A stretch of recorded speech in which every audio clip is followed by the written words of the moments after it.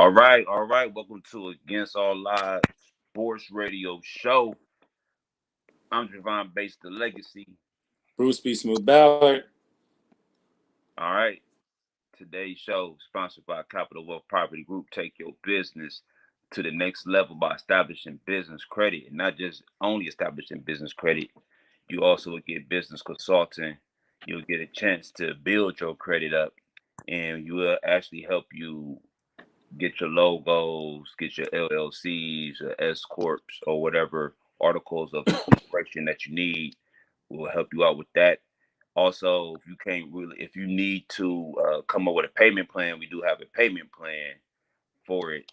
Is $34 a month, 24-month payment plan. You can text invest to 216-816-2020. It's a soft pull, no impact to your credit. And like I said, there's so many different tax deductions, so many ways you can eat for free, fly for free. So we have the scoop, we have everything for you there. So make sure you text invest to 216-816-2020. So there it is. So here at Against All Out Sports Radio Show, we like to have fun, and we like to thank everybody last year for tuning in when we took our hiatus, our little break, and we came back for a function. And this is what we gonna do for y'all. We're gonna talk a little bit about the Cavs right now. This episode might not be too long because you already know what we're gonna talk about. Cavs, a little bit of Buckeyes maybe, but definitely the Browns. So Cavs, we got Rubio out for the season with a torn ACL. And then we turn around. We're going to talk about it in a minute. We're going to talk about the ACL. We ain't going to talk about the replacement. So how do you feel at that point in time when the ACL was torn? How did you feel about the Cleveland Cavaliers, Bruce? Well, I thought that that was going to be critical, and we could possibly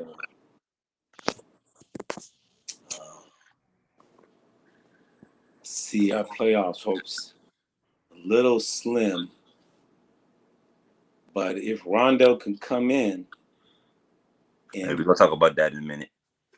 We just talking about the effect when it happened. Okay, we'll stop there. But yeah, we didn't know Rondo at that time. That's my question is like, how much will we be affected by not having a distributor? And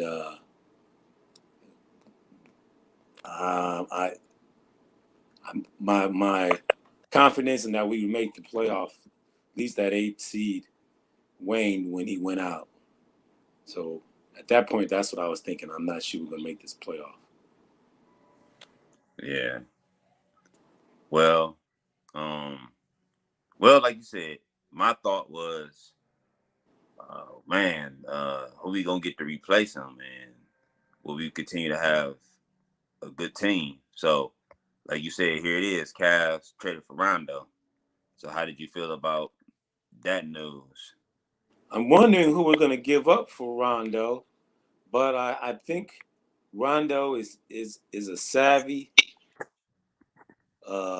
unselfish point guard, but at times he does not shoot well. But I think if he just comes in here, runs the point, and let Darius Garland shoot, play that 2, we'll be okay. Actually, I think he's better than Rubio. Rubio's younger, but I think he's point guard wise, he's a better point guard than Rubio. Because he can get to the hole, and he's stronger. So, but he's savvy. I'm not sure how much speed he's lost. Rubio ain't that fast, but Rubio's a better shooter. But point-wise, the way we like to get inside and run the alley-oops to Mobley and Allen, I think we can still make the playoffs with Rondo. With the Rondo? Yeah. I think we can, too. I think us getting Rondo was a help, And, I like Rondo as a floor general. Like you said, he could set plays up. he get people involved, and he can score if needed. But that's not what he specialized in doing. But he can score also if needed. So we just need him to be a floor general, and hopefully he has no like problems off the court or in the locker room, because we noticed, and like I said, I don't like to talk about players. I like to give players fair shots and different things like that. But we noticed certain things with other teams that happened with him on the court when he was with the Clippers and Lakers, and so you kind of see it. I guess it's a competitive player, but you could see he wants. He wasn't like that on the Celtics.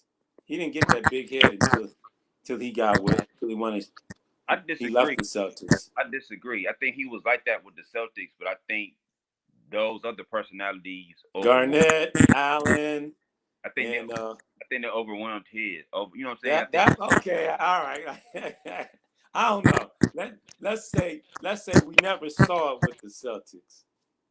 okay. So, I give you that, but like I said, I so think it was there, but it was. I like to see the Rondo, the young Rondo who played with the Celtics, who wasn't troublesome. Yeah, there it is. But back to the Cavs. Bickerstaff has put together a system, something we haven't had with the Cavs since even before. I say since the LeBron era, there was never a system. It was more one-on-one isolation. Give me the ball, shoot the three. It was like never a true system. Pick and pop, that kind of stuff was the LeBron era. Now Bickerstaff has a real basketball system, defensively and offensively, and I think having a system is going to make this team last longer and be better from here on out. I think finally we got a winner on our hands. Well, we're gonna need Allen, Mobley, and uh, Garland to stay healthy. Yeah. Definitely, if they can get into this what the heck, this All-Star break, in and out of there healthy, that'd be great. Right. Like you said, getting out of there healthy is the key. And then if we just continue to play great basketball and um, just show people that we belong on TV next season, that we can get some games, I think we'll be. Well, I like what Marketing does. Yeah, and it's nice. I think he We're was. gonna need Okoro to be that defender. He's out for 2 weeks. Who Marketing? No, Okoro. Okoro. Yeah. Well, he doesn't get much offensively. But we're gonna need him to be that lockdown defender that he's supposed to be, and we're gonna need Stevenson step up, Davis step up, and these other guards that we got Yep. to contribute. I believe, like I said, I believe in the system. I believe in the coach. To me, he's more confident. And I hate to say this right now, but he's more confident than Stefanski on the Browns. I think Bickerstaff takes control of his team, but I ain't trying to get off the subject. But I just feel Well, like you off the subject. I don't know how you gonna compare the Browns that crap with I'm not comparing the the Browns. Cavs, but okay. Comparing the coaching. Nah. Yeah. We got Stefanski, who won Coach of the Year, and Bickerstaff. He doesn't have any on. So. He doesn't. But I'm gonna tell you this: No. his guys are playing to his system. He could win Coach of the Year. If they went to make the playoffs, it's possible he could win Coach of the Year. I believe he's gonna get Coach of the Year. So who's gonna step up? Who's going? We got Dean Wade. Rondo We stepping in. got Windler, who's back again. We Rondo got Stevenson. We got Davis. We got that other center. I believe in Rondo. You believe Rondo's gonna help? Yeah, I believe Rondo's gonna help. I think I believe he's a floor general. He's gonna show some signs of life with the Cavs. He's a veteran too, so he get to maybe it could be a different perspective. It might not be a Rubio perspective, but I think he could give him a good perspective from the Rondo and the toughness. Because Rondo's tough. So who's coming off the bench to help with the three players that are coming off the bench to help with scoring? Which three players you think? Which three players you feel? I think Stevenson 1, Rondo will be 2. No, Rondo starts. Stevenson 1, and we forgot Jetty 2. Yeah, Jetty. And I don't know who the third player is gonna be. I think they'll figure it out. I think it's possibly going to have to be Wade or Windler. Wade might be the next. Windler, I don't know about this season for him. They might trade Windler because he ain't done nothing in 2 years.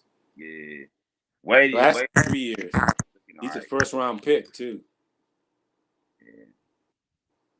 So sad. So sad.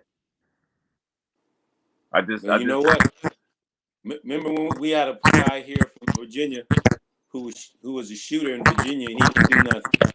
And finally, late after we traded him, he developed as a shooter. So Windler may be in that trade. Maybe. Or coaching, Maybe you have to coach him in a different way. Make him play to his strength or something. But like you said, he hasn't did anything in 2 years. Nah, he's been injury prone. We figured he wasn't that strong coming out of Belmont at 6'8". Not like if he was coming out of SEC or the Big Ten at 6'8". Probably be a little stronger. Oh, you know what? That's right. We got a Parsons. Not Parsons. What's his name from Gonzaga? Pargo. Yeah. Not Pargo. Who's that guard out of Gonzaga? I can't think right now. He seems to run the point, but he does not score. He doesn't give us any scoring. In that Bullets game, he was awful. You mean Wizards? Yeah, Wizards game. He was awful. I ain't heard Bullets in a long time. Bullets. The Wizards. What am I thinking? The Wizards game, he was awful at the point trying to shoot. He should have been the distributor.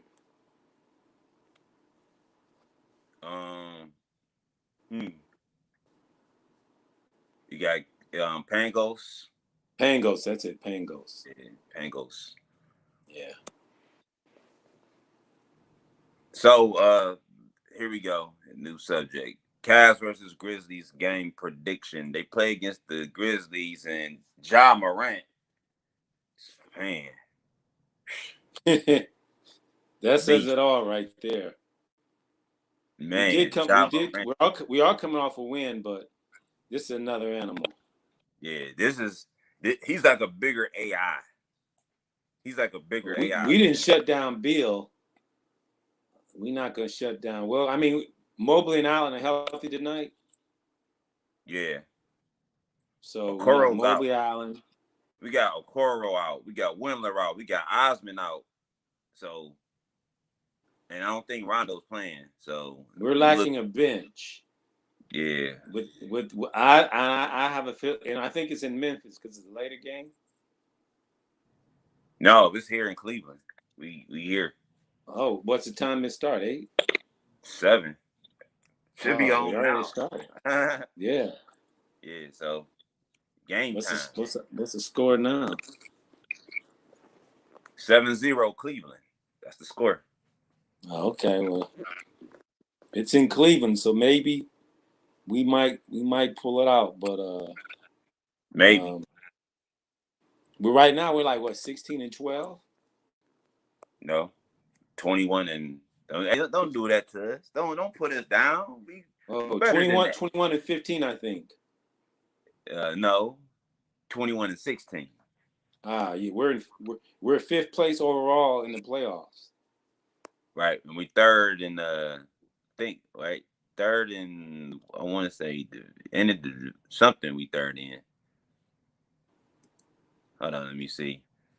I get the right statistics for you. Well, when Mobley and Allen are healthy, We are fifth now. We're fifth because we got Mobley, Allen, and Marketing. That's a big three. Yep. So we're fifth. So I think we can beat Memphis tonight. I think we got enough firepower, enough defense. I think so. Memphis doesn't have a big three. They got a big two. With the Rondo, that would give us a big four, a junior big four. I don't think Memphis has the size to match up. Nah, they don't. So Ja Morant will do what he wants, but they won't be able to stop us inside. I mean, nobody's really been able to stop us inside all year. With crazy Mobley, and Allen. The crazy thing is, these records mean nothing. I think it's just gonna come down to you get in the playoffs and then see what happens. Yeah, that's what it's gonna come down. This regular season means nothing. It's the playoffs. Yeah, it's mean totally nothing. Totally nothing. And if we could get the Cavs and mess with Rondo, we could scare some people in the playoffs. I think right now, the Western Conference might be the most dangerous conference as far as competition. Hands down.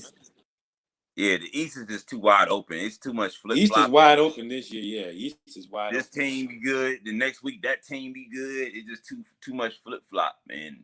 The West, that's because they were wide open last year. Everybody got injured, and that opened the door for Milwaukee to walk through. Yep, exactly. To walk straight through there.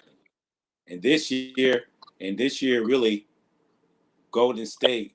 What's the name? Is coming back, right? They only one game apart. Phoenix and Golden State. They only one game. Utah's. Yeah, I think Phoenix and Golden State are the two teams that beat in the West. Yeah, Utah ain't too far behind them. They only two games. No, Utah's not too far behind. Utah and Memphis. Nah. Who's that? Utah and Denver. Denver after Memphis, though. Right now, Memphis playing good ball. They won 5 in a row. So who have we forgot about in the? What about the Mavs? Oh yeah, that's after Denver. You got the Mavericks, you got the Clippers, and then the Lake Show. Oh, yeah, right. I forgot about the Clippers. Yeah, they still stacked again. Yeah. So yeah, they're stacked. They're definitely stacked. They're still stacked. And you can't sleep on the Lakers because they got enough to make the playoffs. And they ain't beating nobody. I'll vouch for that. They ain't beating them top 4 teams. They can't beat them top 4 teams. Nah, they can't. But they got enough to go in there and they got enough to go in somebody's season. Right. Ruin somebody's season with the physicality. Man, them dudes is over with. I watched a couple games, man. I'm like, what is this? I'm watching. They make the playoff as an 8th seed. Yeah, I mean, they gonna make it, but how far they gonna make it? They might not even get out the first round. They ain't going nowhere, man. They ain't got enough young guns. The young guns they ain't that good. We're third in the Central. That's all I was saying.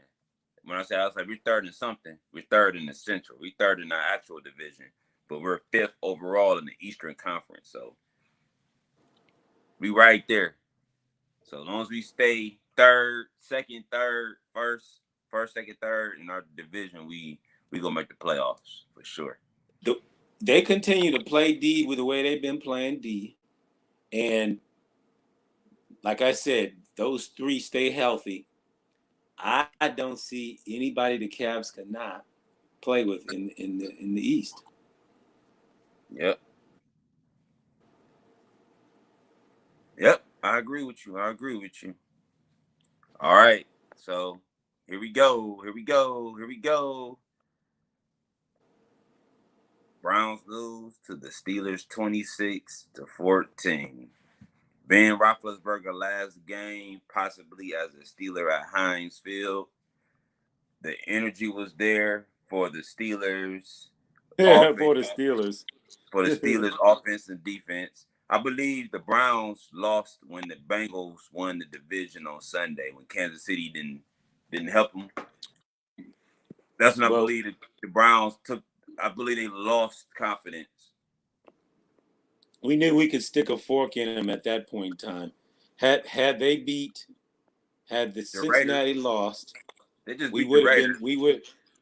Had Cincinnati lost, we would have been like, okay, the Browns got a chance, but we wouldn't have been confident Baker Mayfield was going to pull it through. We wouldn't have been confident. I'm going to be real with you. We've been hoping and praying. Hopefully he shows up. And if he had – now, Cincinnati loses and Baker starts off 0-10, we would have been like, he blew another opportunity. I'm going to keep it real with you. That game felt like a preseason game. We weren't as Cleveland fans. We weren't even really interested. It didn't even have the bravado that a Pittsburgh Cleveland game has. No, even when we're sorry, it lost the interest when the Bengals won. It had no interest whatsoever. It meant nothing to us. Whether he won or lost to Roethlisberger, it meant nothing to us. Nothing. It was just a preseason game. It was like, all right, who's gonna make the team maybe next year? Nobody talked about the game all week. Nobody, even though it was a holiday. I mean, it just meant nothing to us. Because we knew once if the Bengals is gonna beat Kansas City, we knew it was over with. Kansas City. Well, what was there was nothing to play for. The players knew it. We knew it. If anything, we should have benched Baker Mayfield, benched a bunch of people, played our backup, seen what we got for the next two games, and called the season a wrap. Instead, we did. We brought in a lineman to see what he could do. And we allowed our starting quarterback to play with a fourth-string lineman. So basically, you see that he's getting surgery now. That is hilarious, man. Isn't it hilarious? After 9 sacks, he's going to get – but look, why would you play knowing against your fourth-string lineman who's protecting you and you got a bum shoulder? It's going against the best pass rusher in the NFL. Why would you play? I'm going to tell you why. There you go. Right on the screen. That's why. And why would you not audible out and run the ball? Or run a screen? Get the ball out your hands, but don't let him hit you. So is Baker audibling out? Is he audibling out Stefanski's play calling? Or do you think Stefanski's calling that? Because I don't know. I'm confused now. I'm starting to really think I think Baker's audible outing. Why? I mean, why? Who in their right mind would throw 38 times? Okay, so let me against the Steelers, who have the worst run defense in the league, and you got a bum shoulder. Let me ask you this. Maybe I'm too critical. Let me ask you this. And this is me, the way I feel. I just feel like Stefanski's responsible for a little bit of this, that what's going on. But people was like, nah, it ain't his fault.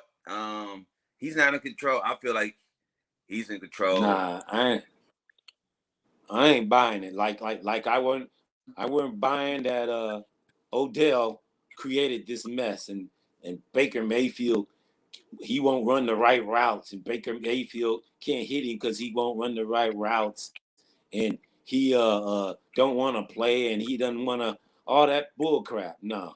It's Baker Mayfield. We knew it was Baker Mayfield. It's always been Baker Mayfield. He should have been out at that when his shoulder got bummed. He should have never been playing the rest of the year. So if it's Baker Mayfield, do Baker Mayfield own the team? Do Baker Mayfield coach? He did. He did up until the press conference when he said, "I'm going to talk to my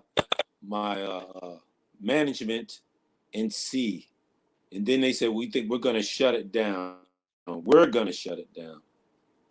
Okay, so it never was about team.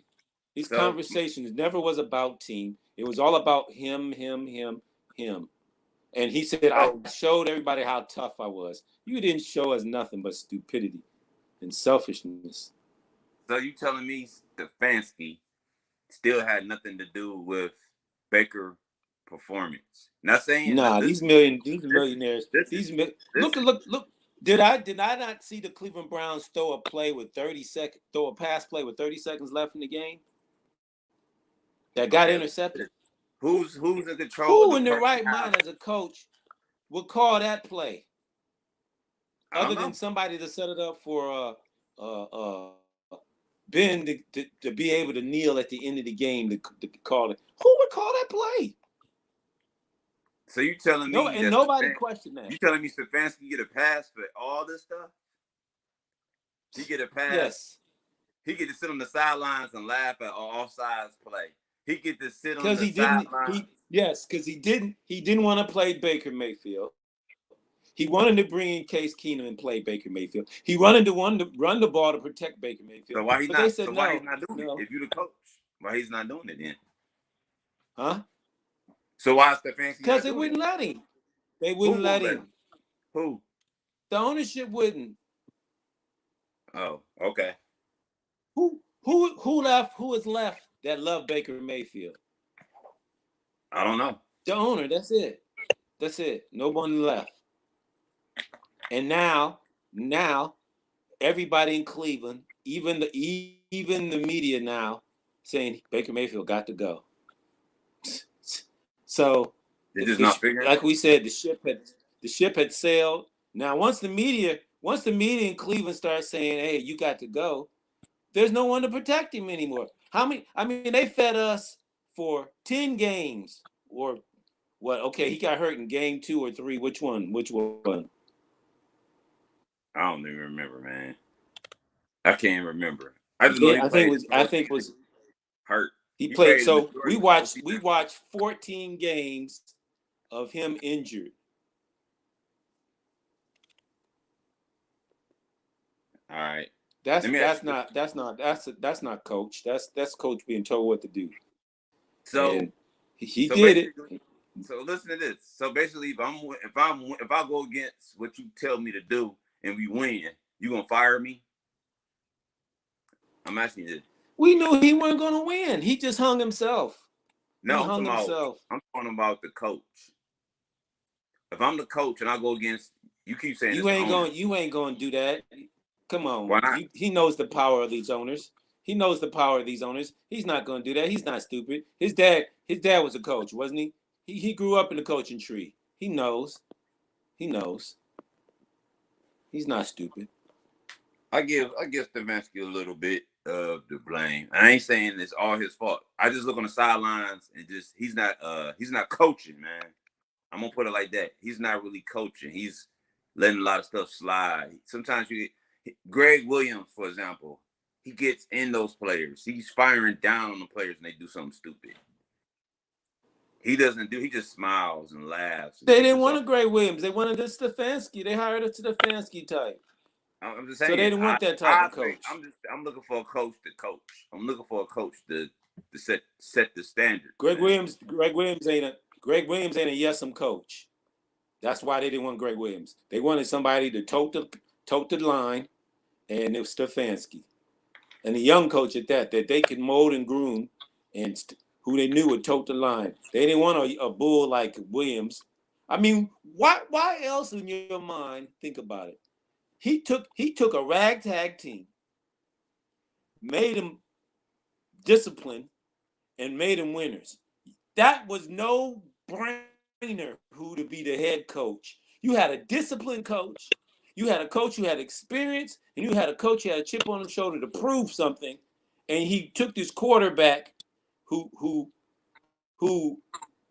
was a rookie, and we took this offense, and it was a balanced offense with a good offensive passing attack, and it was set. Your coach was set. Your offensive coordinator was set. It was no drama. It was no clowning, and they went away from it. Just as all of a sudden your starting quarterback gets hurt and you don't protect him. Why did not protect him? That just doesn't make sense. I'm gonna tell you why they didn't want Greg Williams. I'm gonna tell you exactly why. It's the star players. They don't want to get yelled at. Myles Garrett don't want to be talked down to. Baker Mayfield don't want to be controlled. He wants somebody he can control. Myles Garrett don't want to be talked about when he offsides 3 times a game. He don't want to be. he wants somebody to laugh at that and be cool with that. That's what he wants. I just don't understand why y'all cool with that as Cleveland fans. Like, man, I'm not. I'm not a Stefanski proponent. I wanted Williams, so I ain't gonna lie. At that time I didn't say, "Oh, great, what a great hire, Stefanski." Because to me, we hired Stefanski from the Vikings, who had a great offensive team, and they couldn't get past as far as they should have got. So I wasn't a Stefanski fan. I wanted Greg Williams because I'm like, I want my coach to be a disciplinarian, on fire, and don't take any mess. Because, ain't no way Garrett shows up with no cape after a loss with Williams. There ain't no way none of this stuff crap happens with Williams. Ain't no way that with Greg Williams, the junk that happened after Williams left happened. I mean, we've seen 2 out of 3 years of clown coaching since Williams left. Yeah, and the great thing about it is, I just think Stefanski, he has to do one or the other. Either he gonna have to be the play caller or be the coach. I think he can't be coach. Hire you a offensive coordinator and get you another coach. Get you another coach to be your disciplinarian, and you just coach. That's all they need to do.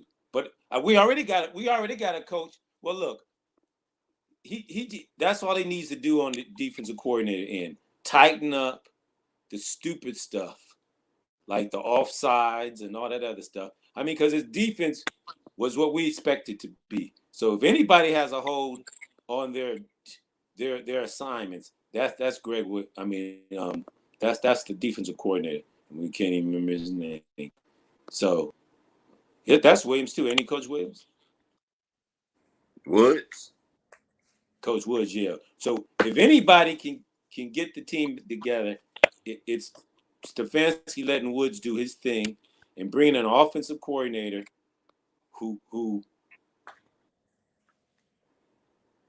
is not going to play this game with Baker Mayfield.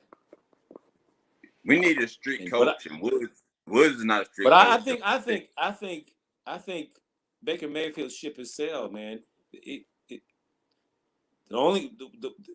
His protectorate is gone, and the owner, he can't sell no booze and sell everything like he did this year with this crap, and he's gonna have to.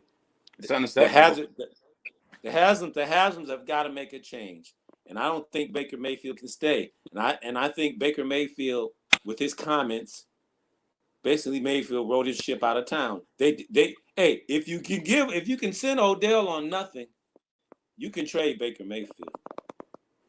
Yeah, you got nothing for Odell. You got nothing for Odell, and you base it upon what Baker Mayfield said, and he turned around and sold you a bill of goods. You believed in this boy as being a leader. You believed him as being tough, and you found out in the end he wasn't nothing but a crybaby.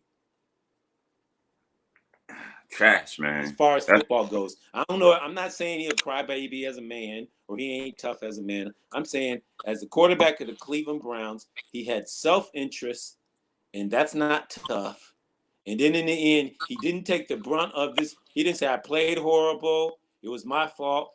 He said Stefanski didn't put me in position. I trusted the lineman, but we didn't chip and all that. He just said I played horrible. I played horrible all year. I'm sorry, Cleveland fans. I didn't do what I needed to, and I sucked. I should have let what's his name play. I'm going to shut it down, and I apologize. But he didn't do that. He didn't accept the, like you said, the challenge of, all right, it's my accountability. He didn't accept the accountability. Like you said, he should have said, look, Cleveland fans, I apologize. I should have sat out. I wanted to play. I wanted to do something for Cleveland, but I hurt y'all by playing. So that's right. Let me get better and let's see what I can do next season. And I'll show you what I can do next year. And because I apologize for this, and I only was trying to win for you. That was it. And be honest about it instead of passing the buck. Yep. And that's the thing. He's not honest about it. Wasn't honest at all. At all. And one of the way we know he wasn't honest is because you fought for yourself to play. But you're injured, but you won't fight for your best running back in the league to get the ball and to take the pressure off of you. Man. So here's what I'm saying between a coach that runs things and a quarterback that does what he's supposed to do instead of being a prima donna, Mac Jones and Bill Belichick. Belichick only ran the ball all night, and Mac Jones only threw less than 8 passes. Mac Jones playing.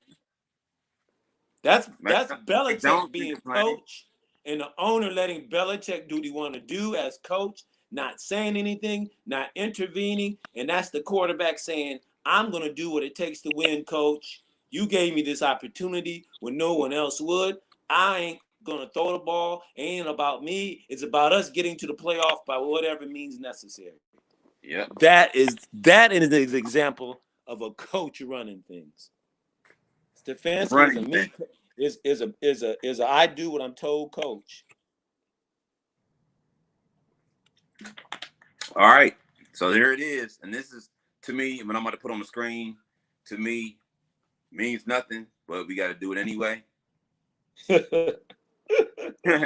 Browns, Bengals predictions. At this point in time, I just feel like the Browns or the Bengals. The Bengals will probably win. So the Browns are not going to play Burrow because they don't need him to play. They're going to play that Allen. They're not going to play Chase. The Browns will win this game because they're going to play Case Keenum, and they're going to play with their starters, and they're going to win this game to show that they were better off without Baker Mayfield, and the Bengals have nothing to play for, and they're going to shut it down with their second team and third team and go in the playoffs and be one of the most prolific offenses in the playoffs, win a playoff game, and so they're not going to play Burrow. Especially after you almost got a lead. They're not going to play Burrow. They're sitting everybody down. They're not going to play Mixon. They're not going to play Chase. I don't think they play Higgins. They may play Boyd. I wouldn't play Chase, Higgins, or Boyd because that's their dynamic 3 receivers. I wouldn't play none of them. I wouldn't play Burrow. I wouldn't play Mixon. You can run. They can let P. Ryan get the carries and play your backup tight end. That's exactly. I wouldn't play no starters. This game means nothing to the fans in Cincinnati nor Cleveland. It means nothing. It's another preseason game. It's another preseason game. Another preseason game. That's right. That's all it is. It means nothing to nobody, period. It means nothing to the fans. Nothing. It means nothing to the fans. It means nothing to the NFL. It means nothing to nobody. It definitely. Now, it would have been funny if the Bengals would have lost. It would have meant something then. But like the Bengals had lost. Cleveland beat Pittsburgh. I mean, we haven't even mentioned that. Look, the Browns hold Pittsburgh to 19 points, hold Roethlisberger under 150 yards. He throws 48 times. We held the running game under 100 yards until that basically the big run. So really, we had a chance to win that game in the third quarter, and he comes out and lays the egg 2 drives in a row. So it means nothing. It means nothing. It didn't even mean anything to them on that one. It meant so little to him that he didn't even push to make sure that they would get that drive. That was a must drive, because when Burrow got down 14 points after Kansas City scored, he came out and made that a must drive. It was score nothing at all. And Not for Baker Mayfield. He bowed out. Guess what? Good quarterbacks do great things. That's what it came down to. 3rd and 29. 3rd and 29. He still made the play. Chase, man. Phenomenal receiver. But look, how come they didn't double team Chase and shut down Chase? Why did they just let Chase go one-on-one? Because the Browns do not deserve to be in the playoffs. That's why. That's their answer right there. Do you see Bill Belichick single covering Chase? Do you see what's the name in the Pittsburgh coach double single coverage on Chase all game? No way. I gave you an answer. No way. They don't want the Browns in the playoffs, man. Kansas City said no Browns this year in the playoffs, man. That was crazy, man. They said, man, whatever, man. No Browns in the playoffs. Come on, no man. Browns. The ref said it when they wouldn't call no calls against Kansas City. Wouldn't call calls for Kansas City. But you know what? At the beginning of the year, when we had all the ref calls go to us and we were 0-2, it was like, how can a team that's slated to go to the Super Bowl or to be a contender for the Super Bowl, and how can a quarterback that's quarterbacking one of the best offenses not get these calls? We had to question what the NFL had in store for us, and the only one who knew we were going to win 7 games was Vegas.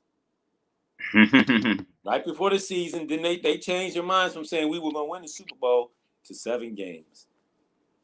I think a lot of people had us winning the Super Bowl because Odell was there, and they felt like Odell was healthy. They figured the Browns' offense had the best offensive line. The Browns had a lot of stuff going for them, and then boom, this happened. And they were like, what does Vegas see that they would say the Browns are going to win 7 games? I don't know. Who knows? We don't know. Yeah, we do. They fixed all that bullcrap. But anyway, that's the NFL. We don't know exactly. You know they fixed football games, man. Come on. I'm just about the season. Nobody knew that Odell was leaving. No, we didn't. We didn't know that. No, that was just par for. That was just the beginning of Baker Mayfield's shenanigans. That we said this guy ain't about Cleveland. That did it right there. The Odell that did it. That ended it for us.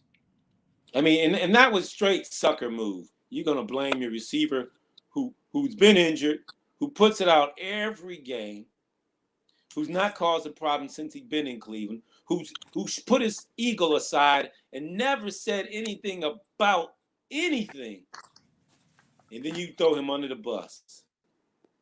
And then I heard the Browns got mad because he wouldn't return their phone calls. So I that makes no sense either. Like, I don't get it. I really don't get it, man. I think that was just bull crap. The Browns got mad. He didn't. I mean, it really is like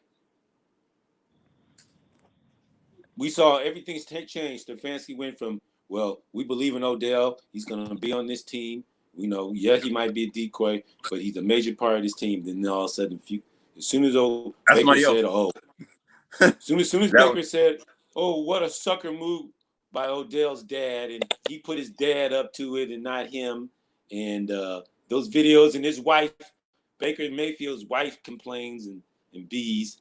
We just said, house is on fire, ship is done, ship is sailed, man. You know, your quarterback doesn't support.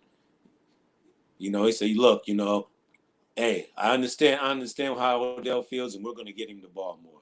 I'm going to get him the ball." You know? Then he had to say that. For real. They didn't have to say that. Just do it. But yeah, exactly. All they got to do is say, "Well, we gonna go out there and play on Sunday." That's all they had to say.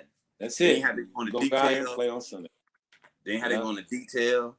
Because let me tell you why. Let me tell you why. Odell is good without the ball.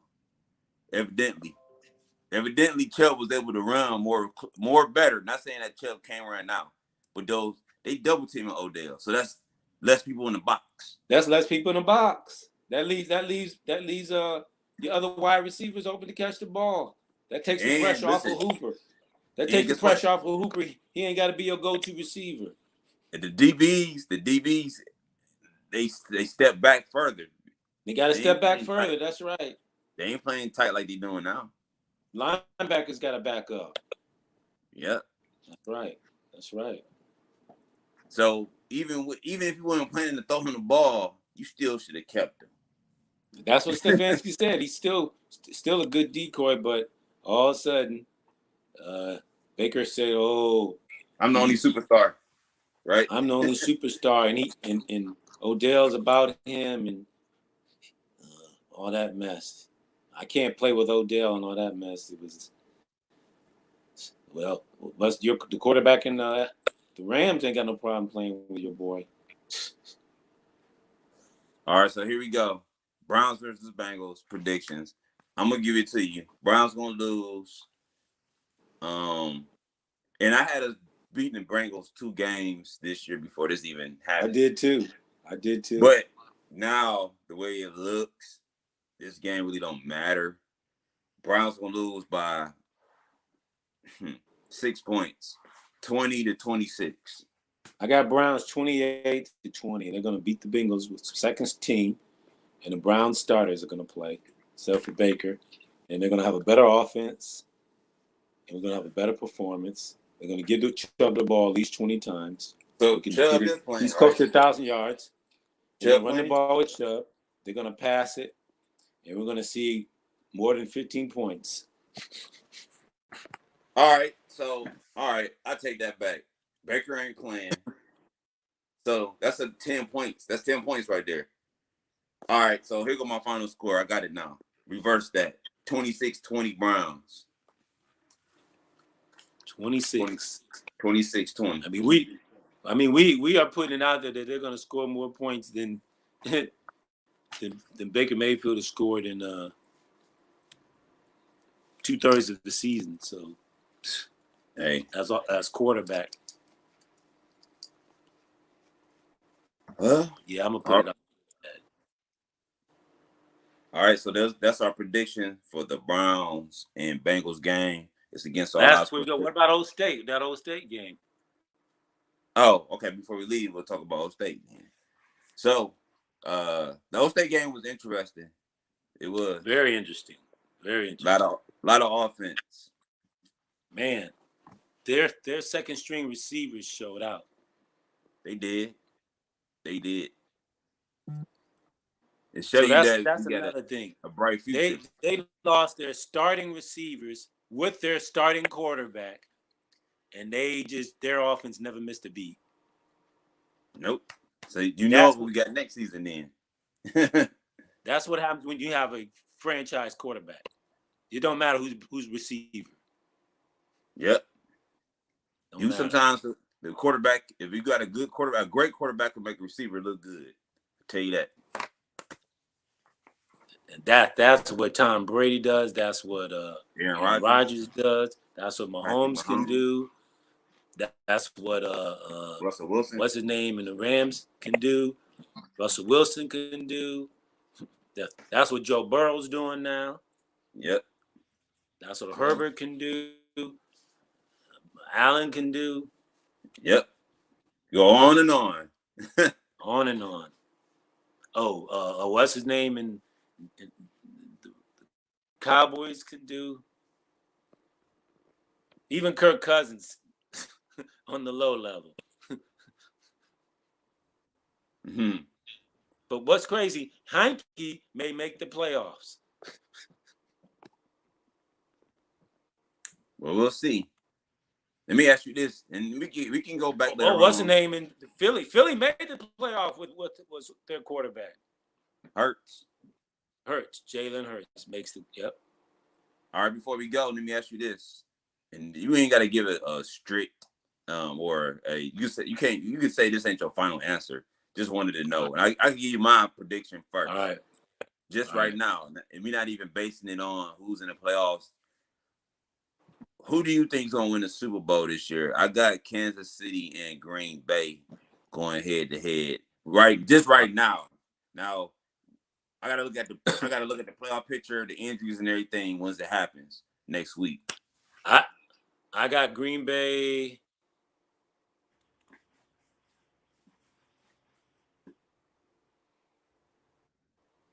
Cincy. Ooh. Whoa. What they put in your water? Burrow. Wow. Only reason I didn't pick Cincinnati, I'm gonna keep it real. The defense to me is not that great yet. But I don't know. Well, that's my emotional pick. I have Cincy. I have Green Bay and Buffalo. You said that's your emotional pick. Yeah, that's my emotional pick. Because I don't really. Mahomes' offense is crazy, but Burrow, his receivers look better than Kansas City's right now. But only thing, if some calls should have gone to Kansas City, which would have made the difference. So, if the referees let them play, Kansas City will Kansas City 3 years in a row. Kansas City will probably be back if they let Kansas City play and give them some calls. Kansas City will be back again. The reason I picked Kansas City, experience. They've been there before. They know what it takes to win. They got a great coach. They got a great quarterback. They still got their receiving core. They getting their running game back, and they'll be at Arrowhead most of the playoffs, except for Tennessee. But I don't see Tennessee winning at all. Tannehill have to throw the ball to win, so I don't see it. But truthfully, like I said, I feel like Kansas right now. I'm saying it could change next week, but right now, Kansas City and Green Bay look like my two Super Bowl teams. All right, so my first pick would be, I would say, analytical wise, I would say Kansas City, Green Bay, and then second wise, I would say Green Bay. I'm going to say Green Bay, Cincinnati. Green Bay, Cincinnati. Okay. What's your second choice? All right. Well, I'm going out on a limb then, man. Second choice. I'm gonna go out on a far limb on this one. You gonna be like, what? I'm gonna pick the Sunshine Boy, Herbert. I'm gonna pick Herbert versus Aaron Rodgers. That's really going on, because I mean, really, I don't know how we wouldn't have Josh Allen as a second choice between the Rams and the Josh Allen. I'm gonna tell you why. Rams and Bills. I like Josh Allen. I like Josh Allen. So I ain't saying like I wouldn't pick that team. I just feel like something's missing this year with that team, per se. Well, it was during the regular season, but They have the only bona fide defense next to New England, but New England has no offense. Yeah, New England is lucky. They need some help. They're gonna need some help to get. They're gonna need some calls from the refs because their defense is gonna have to be able to hold because they're not gonna be able to score with these other teams in the playoffs. Well, we'll see. Like I said, next week I'll tell you my for real pick. I'm just going off right now, outside looking in. It ain't all they put together. But yeah, we still got a week before the playoffs even start, so that would be my prediction. I'll let you know, and you got to know, and then we'll know who injured, who ain't. Tomorrow, Burrow could be injured next week.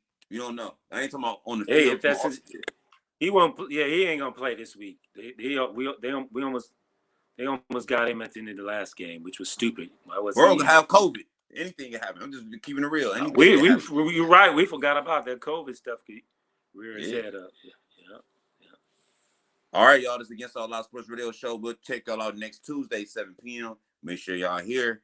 All right. Javon, Baseball Legacy. Bruce Ballard. Be smooth. Peace. All right. All right.